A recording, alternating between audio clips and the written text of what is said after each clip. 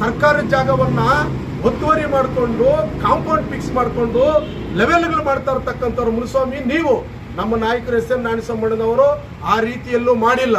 ಆ ರೀತಿ ಮಾಡಿರೋದು ಸಾಬೀತುಪಡಿಸು. ನಿನ್ನ ಕೈಲಿ ಸಾಬೀತುಪಡಿಸಕ್ಕಾದ್ರೆ ಮಾಡು, ಇಲ್ಲ ಮುಚ್ಕೊಂಡು ಬಿದ್ದು.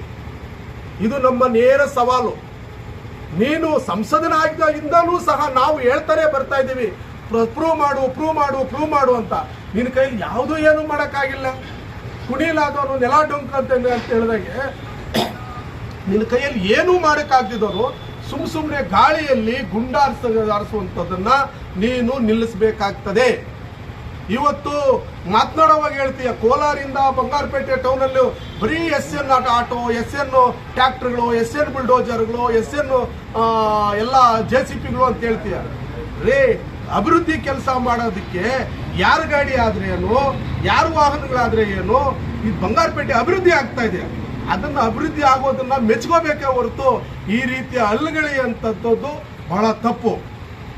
ಟೆಂಡರ್ ಆದ್ರೆ ಏನು, ಬಿಟ್ರೆ ಏನು, ಸರ್ಕಾರದಿಂದ ದುಡ್ಡು ಬಂದ್ರೆ ಏನು, ಬರ್ದವರೇ ನಿನಗೇನ್ರಿ.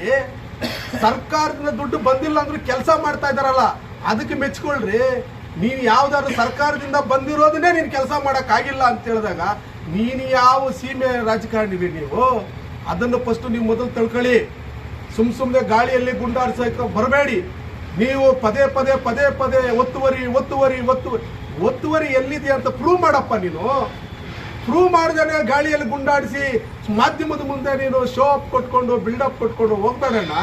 ಇದು ನಿನಗೆ ಸರಿ ಕಾಣೋದಿಲ್ಲ. ಪದೇ ಹೇಳ್ತಾ ಇದ್ದೇವೆ, ನೀವು ಇದನ್ನ ರುಜುವಾತು ಮಾಡದೆ ಹೋದ್ರೆ ನಿಮಗೆ ನಮ್ಮ ಬಂಗಾರಪೇಟೆ ಕ್ಷೇತ್ರದ ಜನತೆ ಚೀಮಾರಿ ಆಗ್ತಾರೆ. ಇದು ಶತಶುದ್ಧ. ಏನು ಇವತ್ತು ಪರಿಸರ ಹಾಳು ಮಾಡ್ತಾ ಇದಾರೆ, ಮರಗಳು ಹೊಡ್ಕೊಂಡು ತಿಂದಾಕ್ತಾ ಇದಾರೆ. ಯಾರಿಗ್ರಿ ಬೇಕಾ ದುಡ್ಡು?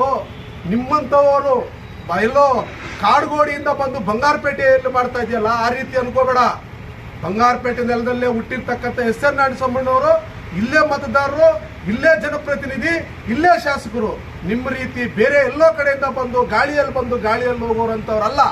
ಇದನ್ನ ನೀವು ನಿಲ್ಲಿಸಬೇಕಾಗ್ತದೆ ಮುನಿಸ್ವಾಮಿ ಅವರೇ. ಪದೇ ನಾವು ಎಚ್ಚರಿಕೆಯನ್ನ ಕೊಡ್ತಾ ಇದ್ದೇವೆ. ಎಸ್ ಎನ್ ನಾರಾಯಣಸ್ವಾಮಿಯವ್ರ ಬಗ್ಗೆ ಮಾತನಾಡೋದನ್ನ ನೀವು ನಿಲ್ಲಿಸಬೇಕು.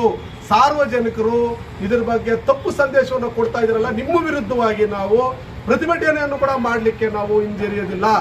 ಸಂದೇಶ ಕೊಡೋದಲ್ಲಿ ನಿಮ್ಮ ನಾಲಿಗೆಯನ್ನ ಹಿಡಿತದಲ್ಲಿ ಇಟ್ಕೊಂಡು ಮಾತನಾಡೋದು ಒಳ್ಳೆಯದು ಅಂತೇಳಿ ನಾವೆಲ್ಲ ಮುಖಂಡರು ಸಹ ಈ ಒಂದು ಪತ್ರಿಕಾಗೋಷ್ಠಿ ಮುಖಾಂತರ ಅವರ ಒಂದು ಹೇಳಿಕೆಯನ್ನ ಖಂಡಿಸ್ತಾ ಇದ್ದೇವೆ ಬಂಧುಗಳು.